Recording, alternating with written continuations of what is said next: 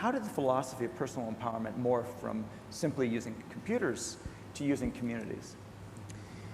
Well, I'd say in at least a couple of ways. I kind of started this with the belief that maybe coming out of the corporate world as I did, that you could figure out a corporate strategy, kind of like a general, figuring out a battle plan in advance and then go to battle with that battle plan.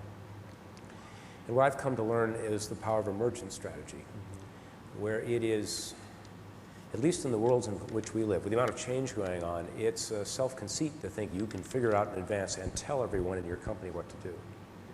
Instead, you need to build an environment where the customers, where your users, where your employees are figuring out what the business should be.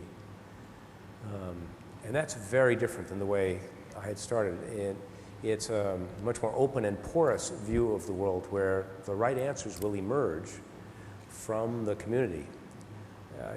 There's an eBay example of this in the history of PayPal. PayPal was started by a brilliant team of inventors whose vision was PDA to PDA money transfer, where you could, just like you can beam a business card between Palm devices, you can beam with their initial invention money. So they launched that, and nothing happened. No demand. So then, as they were sitting there kind of saying, not many customers, somebody said, well, let's put this on the web. So they put up some website where you could do that, and nothing happened.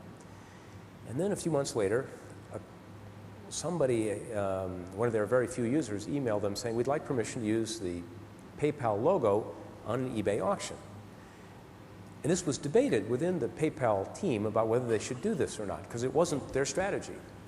And I know this because at the time of the combination of PayPal and eBay, I talked to some of the executives and talked to one of the PayPal execs who was on the con side, saying, no, we shouldn't let PayPal be used on eBay auctions. Well, you know what happened. Of course, they relented, they allowed it, and boom, that's what made PayPal huge and earth-changing, world-changing.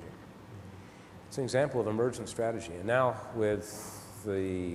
now seeing what happens when the circle of strategic direction of a company is opened up not just to employees but to the community at large, and seeing what emerges when you have a platform on which people can build, like we've done with the QuickBooks API set, similar to developer APIs that you work with here for eBay. It is mind-bending what people will invent when the tools are made available, what you, your peers, and others around you, what end users will invent if you give them the tools. What our fastest growing, just to finish, our fastest growing business in the company right now is a business we never thought we'd be in. It's a platform that businesses use to develop workflow processes, typically used by work groups in large corporations and middle-sized companies, some small companies.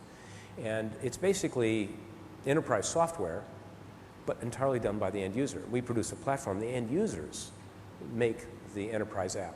And it's not sold by big sales force like enterprise software. It's cheap. You can start for free.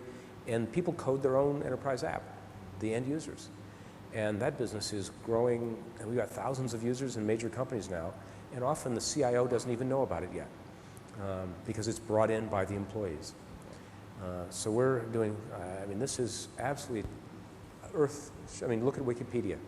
Who could have thunk you could have built the world's largest encyclopedia with nobody that was paid? Well, okay, they got one paid employee. This is a paradigm shift in major proportions.